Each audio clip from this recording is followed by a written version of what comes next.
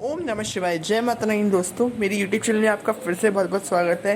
तो दोस्तों, आज मैं आपको शारदीय नवरात्रों के बारे में जानकारी देने वाला हूँ कि शारदीय नवरात्रों में घट स्थापना का मुहूर्त क्या रहेगा, कब घट स्थापना हमें करनी है, हम माँ दुर्गा की पूजा विधि क्या रखेंगे, उन्हें कौन से दिन कौन सा भोग अर्पित करेंगे, कौन से रंग के पुष्प हम उन्हें अर्पित करेंगे, कौन से स्तोत्र का पाठ करेंगे और किन मंत्रों का हमें जप करना चाहिए, ये संपूर्ण जानकारियाँ मैं इस वीडियो में आपको देने वाला हूँ। तो वीडियो लास्ट तक ज़रूर देखें।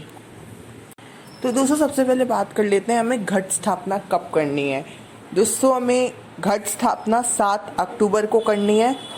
इसका मुहूर्त है सुबह 6:17 से लेके सुबह 7:07 तक। लेकिन किसी कारणवश आप इस मुहूर्त में घट स्थापना ना कर पाएँ तो आप अभिजीत मुहूर्त यानी 11:45 से दोपहर के 12:32 तक इस समय भी घट स्थापना कर सकते हैं।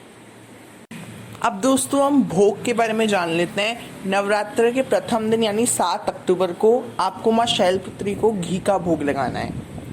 फिर दूसरे दिन यानी 8 अक्टूबर को हमें माँ ब्रह्मचारिणी को शक्कर का भोग लगाना चाहिए। फिर दोस्तों, तीसरे दिन माँ चंद्र घंटा को हमें दूध या दूध से बनी किसी मिठाई का भोग लगाना चाहिए।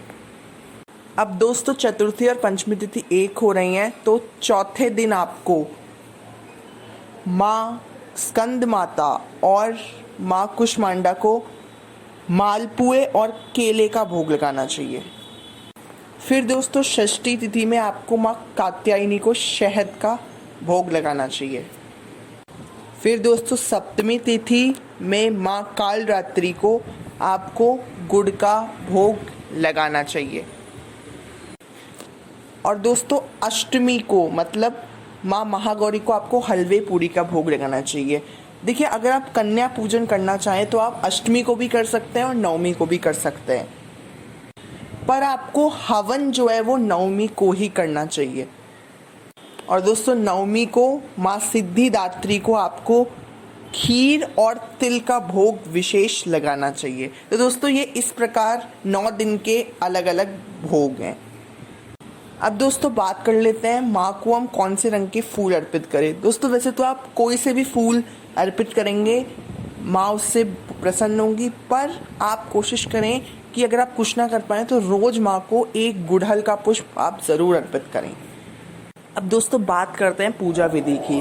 तो 7 अक्टूबर को आपको नहा धो के स्वच्छ हो जाना है। उसके बाद आपको ईशान कोण में यानी उत्तर पूर्व दिशा में आपको एक चौकी की स्थापना करनी है। उस पर आपको लाल वस्त्र बिछाना है और उस पर जो भी आपकी माता की या अगर आपके पास मूर्ति है वो स्थापित करें या फोटो प्रतिमा है वो स्थापित करें। दोस्तों, उसके बाद आप माँ का पंचामृत से स्नान कराएं या फिर आप कच्चे दूध से भी उनका स्नान करा सकते हैं। उसके बाद आप माँ को पुष्प अर्पित करें।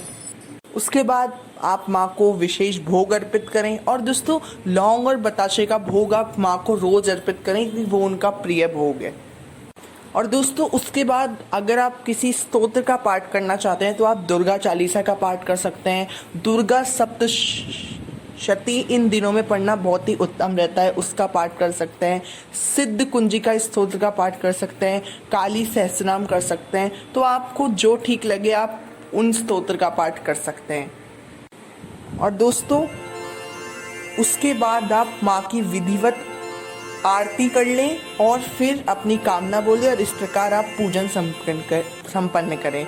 और यही पूजन आपको सुबह करना है और सेम टू सेम यही आपको शाम को करना है। दोस्तों, अगर आप व्रत ले रहे हैं तो आपको कुछ बातों का ध्यान रखना है, जैसे इन 9 दिनों के दौरान आपको तामसिक भोजन, प्याज, लहसुन इत्यादि नहीं खाना चाहिए। और आपको किसी से लड़ाई नहीं करनी है, किसी से कटु वाक्य नहीं बोलना है, हमेशा मीठा बोलना है और आपको औरतों का सम्मान करना चाहिए इन 9 दिनों में। और दोस्तों, ये हमें नवरात्रों में नहीं, ये हमें हमेशा ही फॉलो करना चाहिए। दोस्तों, नवरात्रि 2021 की आपको बहुत बहुत शुभकामनाएं। मैं माता रानी से यही दुआ करूँगा कि वो आपकी सारी मनोकामनाएं पूर्ण करें।